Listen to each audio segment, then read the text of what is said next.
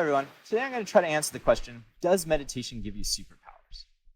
In many movies and popular fiction, we see people with superpowers partly attributed to their meditation practices. Possibly the most famous being Master Yoda from Star Wars, who's a famous meditator and also had incredible superpowers. So in the beginning of the video, I'm going to discuss superpowers that are probably explainable due to science. And then towards the end, I'm going to explain some superpowers and also personal experiences that I've had that science would be stretched to explain. So let's begin. The first superpower I think that meditation gives you is a superhuman empathy. Basically, if you're following any of my courses and you've actually tried some of the meditation, you might notice that as your mind calms down and you build energy in your body, you start to be able to, your interactions with people change. And a lot of times when you're interacting with people, you start thinking about yourself less and you start feeling how they feel more. And that's pretty explainable with neurons, that basically they allow you to feel what other people are feeling and experiencing. So empathy is definitely a superpower that meditation can give you. Another one that I found personally is the expression of emotion. Unfiltered expression of emotion. And what I mean by that is that just because you meditate doesn't mean you're always happy and calm all the time. Sometimes you get angry. Anger is a natural emotion that everybody has to have. Same with sadness. However, when you meditate, I find that I'm able to express that emotion in an unfiltered way. Just express raw anger, for example, to the person that I'm angry at. And normally I would hold myself back. I would try to hold in that anger, try to find a better way to express it or not express it at all, and then it would come out in some sort of passive-aggressive way. But when I meditate, I feel like I can express my anger fully, and it doesn't do any damage to the relationship. I can express my anger to them, I can share how I'm angry, why I'm angry, and for some reason, they don't get hurt. I'll talk to them the next day, and they'll be like, oh, hey, Eric, like nothing happened, even though I was able to totally express how I felt. So I definitely find that authentic emotional expression is definitely a superpower that meditation gives you. Another one is, as you meditate more, you start to feel more chi, and it goes up your spine, around your head, but it also goes to your heart. And I definitely find that my interactions with people are more loving because I have the chi and the energy in my heart. So when I'm speaking to a person, I'm still feeling my heart, and I'm feeling my whole body. But that just sort of allows me to be more loving in my interactions. And actually, if you go to the Chinese character xing, which means heart, and then you look at the character xiang, which is to think, you notice that the word heart is in the word to think. And that's because the Chinese used to think that the heart was the center of thought, and that all your thoughts came from your heart. Now, since then, we've become very busy and detached from our bodies, so we don't feel our hearts as much. But with meditation, you definitely return back to feeling your heart. And through feeling your heart, I think that you can think more from your heart and express yourself from your heart. So I definitely feel more loving, and that is definitely a superpower that meditation gives me. Another one is certainty. And that's an interesting one. It's just a sense of things are going to be okay, and that what I'm thinking, I'm right. And I'm not sure exactly why that is, but for some reason, I just feel that when I come to a conclusion or a decision, I feel certain about it. I just don't second guess myself as much. I also just feel certain that things are going to work out. And possibly the reason for that is I just have less mind chatter. And because I have less mind chatter, I just have a greater sense of certainty within myself. Which then sort of leads us to the next superpower, which is confidence. And do you ever get super confident powers from meditation? So why this is just that every time I make a decision or I choose to have an interaction, I've got a little voice in my head sometimes saying, oh, was that the right thing to say? Should I send this email? Should I say this in this way? That sort of just quiets down, and you just do it. And you know that you're doing it from your whole self. So again, if you're following the meditation course that I've laid out, right, you're probably feeling chi in your whole body by now if you've been doing it for several weeks. And as a result, you're expressing yourself from not only sort of your more sexual areas, right? But you're also expressing yourself from your heart as well as your mind and your full body. And so when you're expressing yourself in this way, it's not like parts of you are fighting with each other. So often when I'm interacting with a person and I'm not meditating, perhaps my gonads will say, hey, I want this. And then maybe I'll have my mind chatter say like, oh, I've got this sort of side plot. I'm going to scheme to make this happen. And then my mouth over here is going to be saying something different. And so basically, I'm going in 3 different directions when I'm interacting with somebody. Well, you can feel that there's not a lot of power behind those words when you're going in all different directions. So when you meditate, you tend to align yourself, your mouth with your mind, with your heart, with your gonads, your sexual centers. They all tend to align and speak the same language. And does that give you more power? When you speak, yes, and it comes across as more confident. So I definitely feel more confident as a result of meditation. I would absolutely say that confidence is a superpower that meditation gives you. Another one is inner strength. Like confidence, it's very similar to confidence, but it's more of a physical power. Because when you're walking around, it's a little different when you're in your head thinking all the time, thinking, and you're just totally in your brain. But when you practice Qigong, you start to feel your whole body. You feel, if you open up your leg channels down to your kidney meridians, or you open out to your heart meridians and your fingertips, you start to feel a full sense of body when you do things. And when you start to feel your whole body, you just feel stronger. Now, physically stronger, I lift weights, I like to go to the gym, and I don't necessarily think I feel superhuman. I don't think I get stronger because I meditate. Although perhaps my endurance gets a little better because I think a little less, so I can kind of just do the exercise without thinking. But I don't think it gives me a sense of a real physical increase in strength. But what it definitely does give me is it gives me just this feeling of strength. I just feel physically more powerful because I'm always in my body and I'm feeling my body all the time whenever I'm doing anything, right? And partly because of this is just that you have less mind chatter. That's still a lot of electromagnetic activity, that just endless mind talking. But now it's being more distributed in your body. So you've got more sort of energy in your body and less in your head. Okay, and I think that gives you a sense of inner strength. So inner strength is definitely one of the superpowers that I would have to say I get from meditation. Another one is mind reading. And this is a bit of a weird one, but sometimes I'm just sitting around, I'll be talking to somebody, and I'll have a thought, and I can kind of tell it's not my own thought, but it's coming from somewhere else. And then it'll surface later on in the conversation, and I'll find out that actually it wasn't my thought, somebody else was thinking that. And my students have noticed the same thing.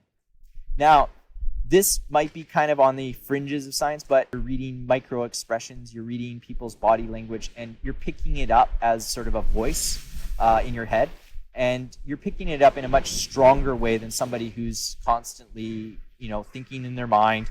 Their sexual centers are doing their own thinking, their mind's doing their other thinking, and then they're scheming over here, and you're busy doing all that, and then you're not really paying attention to what's going on around you. However, when you're a little more quiet, a little more centered, you start to be able to pick up on these subtle cues and read them much better in a situation. So I would definitely say being able to read what people are thinking or signaling, you're definitely doing it at a completely different level than you are without meditation. So being able to read minds, yes, I would definitely say it's a superpower, but an explainable.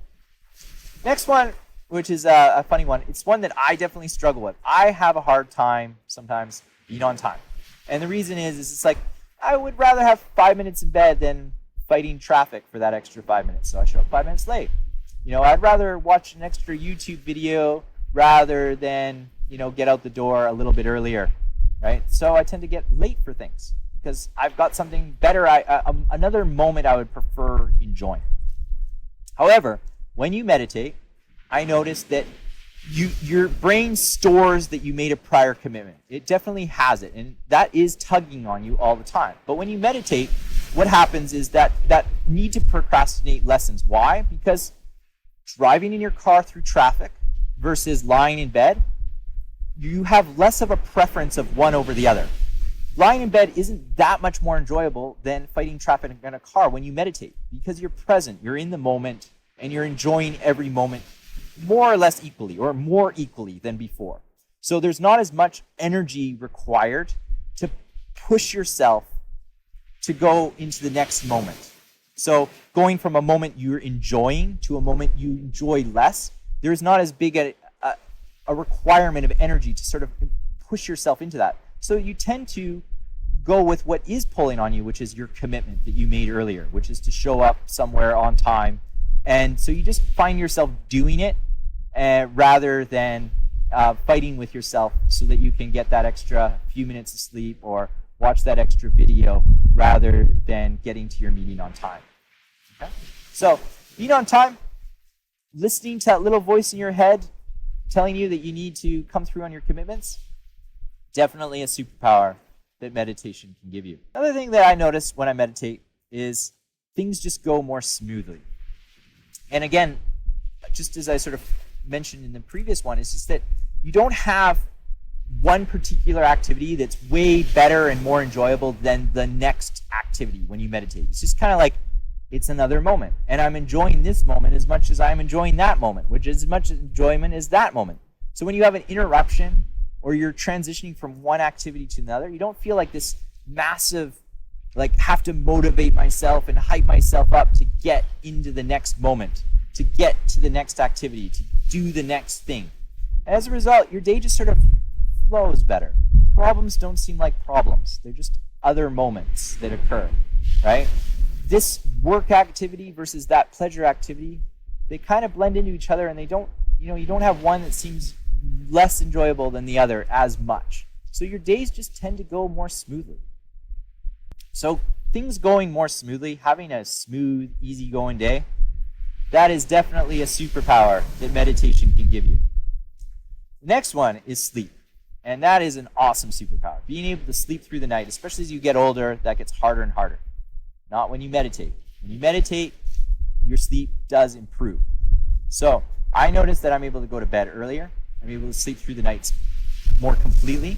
And when I wake up feeling my hands. I wake up with energy in my body, and I'm ready to go and get out of bed in the morning, rather than lie in bed and be like, oh God, I don't want to face the day. I don't want to deal with whatever the day has in front of me. And because of that, meditation definitely is gives you the superpower of better sleep. Finally, I would say that the last and sort of most noticeable superpower that I have that I totally enjoy is laughter. When I meditate a lot, I laugh more. Usually it starts off with a smile. I'm feeling a smile. And then maybe I'll have a little giggle. And then that giggle often turns into a laugh. And then it just sort of crescendos into like a full-blown, teary-eyed, like almost doubling over in laughter laugh. And try to think about that. When is the last time you had a laugh like that? Like a real, like tears streaming down your face laugh? Well, high school? Most likely, right? Elementary school? Probably. And then as you get older, it seems to kind of happen less. Well, one of the things that definitely happens, the superpower you get from meditation, is you have the most awesome laughs. And people pick up on it, and it's infectious. So those are the superpowers that I think generally not too shocking to the world. You tell a doctor, you tell a scientist, they'd be like, yeah, I believe that. But the next ones, those are a little bit harder to explain. Okay, so if you were to go talk to your doctor or to a scientist at your local university, I think you would find that these, if you were explaining these experiences through meditation, you'd probably get a fair amount of skepticism because they don't currently fit within our scientific paradigm.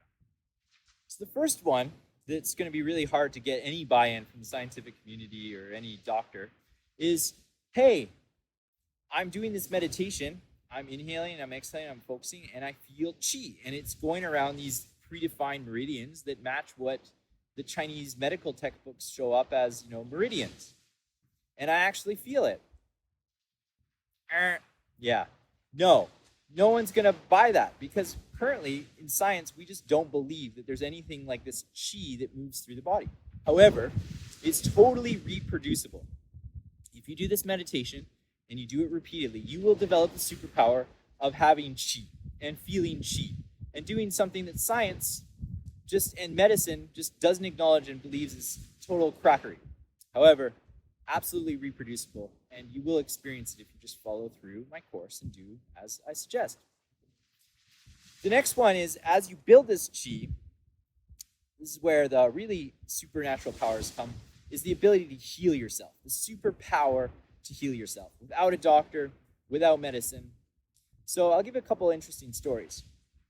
When I was in college, I was with my teacher, and this older woman in her 70s shows up, and she starts the class, and she's quite diligent. She's a very hard worker, very disciplined, and so she meditates about 2 hours per day.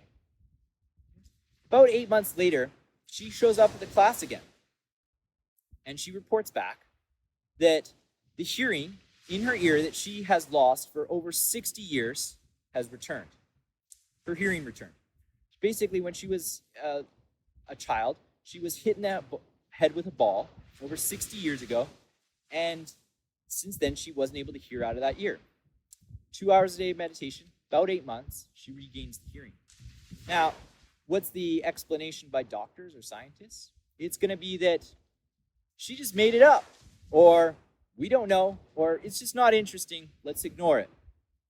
If you actually believe the woman that she's just not pulling our leg, then yes, there's something interesting. The chi, the way the explanation of my teacher is that the chi went up into the head, and then it went to the place where there is an injury, and it started to repair the injury.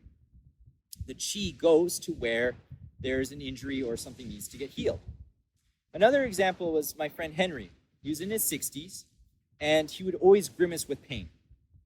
I meditated regularly, and he sort of saw that, hey, Eric seems happy. He seems like everything's going well for him. Maybe I should learn to meditate too. So I agreed. I said, let's go. I'll bring you to my meditation class. So I would bring him every week. And for the first couple weeks, basically, he just had terrible pain. He couldn't walk for more than about 100 meters, 300 feet, before he had to sit down. He's also always grimacing in pain because when he was a child, about 4 years old, he was run over by a car. So what the doctors had to do is they had to remove his tailbone and put it where his breastplate was, because his breastplate was so badly damaged. So he had all these open nerve endings in his lower back. So he just had this terrible chronic pain in his lower back. Okay?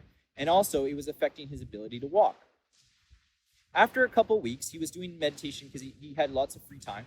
He was doing meditation lying down because he couldn't sit up to do it. It was too painful. You do it lying down about 3 hours a day. After a couple weeks, pain was gone. That grimace of pain every day turned into just sort of this light smile. Wasn't in pain. He used to only be able to sleep about 2 hours a day. He went from 2 hours to being able to sleep the whole night through. The following week, after this pain had disappeared, he was very happy to report to the class. But when I would take him to class, we'd still walk about 100 meters, 300 feet or so, sit down, take a break, and then walk a little bit more. Now, at this time, the chi was already down at the tailbone. So he had brought the chi from the middle dantian down to the lower dantian, down around to the tailbone, and then that's what solved the pain. But we were worried about his blood pressure because he had high blood pressure. And, according to Chinese medicine, if you bring the chi up to the head, you're also going to bring the blood up to the head, and that might cause like an aneurysm or something. So the suggestion was to bring the chi down to the bottom of the feet to the kidney point. And by doing so, the idea was that would relieve the blood pressure so that the chi could then go up to the head and open the microcosmic orbital. Anyways, we finished class, he goes back, and then on Wednesday, I come in and check in on him. He's super happy. He said earlier that day, he was doing the chi was in his lower dantian, right?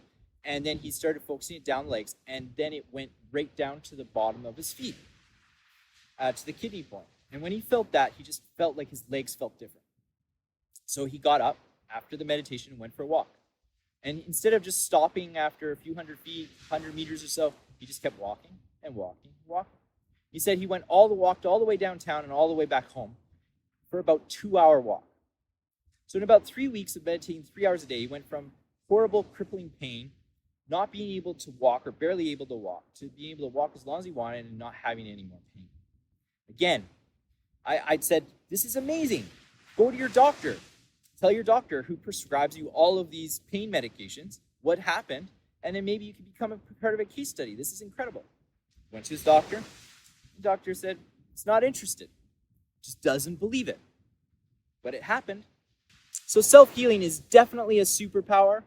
that's not scientifically explainable and the medical community is not behind. However, I strongly believe that meditation does have the ability to heal. Okay? For my own personal self, I've definitely improved my health in some ways, particularly my vision. My eyes did get better from the meditation. Now, the next one is getting to another slightly weirder territory, and this is lucid dreams. Just a couple nights ago, actually, I had a dream about my friend in a fire, and I was worried about him because I was like, oh, this looks dangerous, and I never had a dream about this guy ever, and it was just a really spur of the moment. I haven't talked to him for a couple months, and I messaged him, and I said, hey, I'm afraid that, something's up. I'm meditating a lot recently. I'm pretty connected. I feel like this is unusual experience to have. He sends me back this photo. He says, yeah, Eric, actually, there might be something to what you said. There's a forest fire near my house. So that would go under the thing of remote sensing, perhaps. And, generally that's, somebody might say, oh, I read it in a newspaper. I don't think so. I haven't been reading anything about Thailand or what's going on in Thailand. However, Rupert Sheldrake, who wrote a book about dogs that know when their owners are coming home, he thinks that there's some sort of remote sensing ability that dogs show, and that humans also have this ability as well. So he has done, double-blind studies and trying to show that we have this ability, but it's definitely considered fringe science. Next one was, I was teaching meditation here in Japan, and there's this older lady that was joining my meditation classes. She comes to my meditation class every day, and she's feeling her chi, and she says, oh, sorry, I can't come tomorrow. My friend has a funeral. Later that night, I was doing a long meditation with one of my students, about 2 hours. And in the second hour of the meditation, I heard this loud voice, this strong voice. And it wasn't my voice. It wasn't like a little voice in my head. It was a different type of voice. And it said, when our dead die, when someone dies, we give them a new name because they're no longer the same person. I said, that's interesting. When we finished the meditation, I told my meditation student what had occurred. And I said, I'll check with this woman when she comes back to class. Sure enough, I check with her when she comes back to class, and I ask her this through a translator. She doesn't speak Japanese, or she doesn't speak English. I don't speak Japanese.